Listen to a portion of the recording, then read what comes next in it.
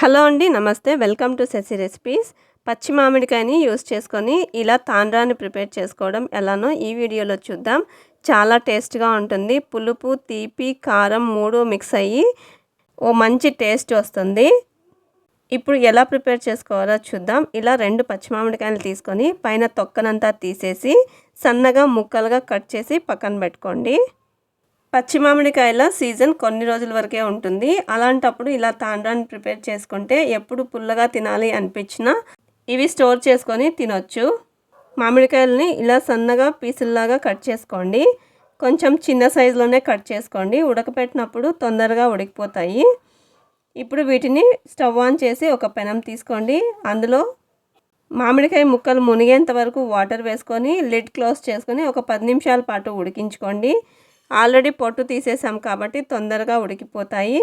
ఉడికిందా లేదా ఒకసారి చెక్ చేసుకొని ఇందులో ఉన్న వాటర్ని మొత్తం వంచేసి ఒప్పుల్ని సపరేట్ చేసి పక్కన పెట్టుకోండి. ఇప్పుడు ఈ ఒప్పుల్ని పప్పుగుత్తి సాయంతో అయినా లేదంటే పొటాటో స్మాషర్ ఉన్నా కూడా ఇలా సాఫ్ట్గా మెదుపుకోండి. లేదు అంటే పూర్తిగా చల్లారిన తర్వాత మిక్సీ కూడా పట్టించుకోవచ్చు. ఇప్పుడు ఇందులోకి 1 కప్పు వరకు బెల్లం తరుగును వేసుకోండి. మామిడికాయ పేస్ట్, బెల్లం తరుగు బాగా మిక్స్ చేసుకొని స్టవ్ ఆన్ చేసుకొని సిమ్లో పెట్టుకొని బాగా ఫ్రై చేసుకోండి. ఇప్పుడు ఇందులోకి 1 table spoon chilli flax, 1 table spoon జీలకర్ర, అలాగే చిటికెడంతా సాల్ట్ వేసుకొని మొత్తం బాగా మిక్స్ చేసుకోండి. ఒక 2 నిమిషాల పాటు ఫ్రై చేసుకున్న తర్వాత ఇందులోకి గ్రీన్ కలర్ ఫుడ్ కలర్ని యాడ్ చేసుకోండి. బెల్లం వేసాం కదా, మామిడికాయల కలర్ చేంజ్ అయిపోయింది. కావాలంటే మీరు ఫుడ్ కలర్ని స్కిప్ కూడా చేయొచ్చు. ఇది కూడా మొత్తం బాగా ఒకసారి మిక్స్ చేసుకొని మరో 2 నిమిషాల పాటు అలా ఉడికించుకోండి. ఇది వేడిగా ఉన్నప్పుడే ఒక ప్లేట్ తీసుకొని దానిపైన కొద్దిగా నెయ్యిని రాసుకొని మనం ప్రిపేర్ చేసి పెట్టుకున్న మామిడికాయ పేస్ట్ని ఒక 2 గరిటెల వరకు వేసుకోండి. ఇప్పుడు ఈ ప్లేట్ని అలా క్రాస్ చేస్తూ ఉంటే వేసిన పేస్ట్ మొత్తం స్ప్రెడ్ అయ్యి ప్లేట్కి ఈవెన్గా అతుక్కుంటుంది. ఈ పేస్ట్ని పూర్తిగా పలుచగా కాకుండా కొంచెం మందంగానే వేసుకోవాలి. ఎక్కువ పలుచగా వేసుకుంటే మనం తీసేటప్పుడు ముక్కలుగా విరిగిపోతుంది. కాబట్టి కొంచెం మందంగానే వేసుకోండి.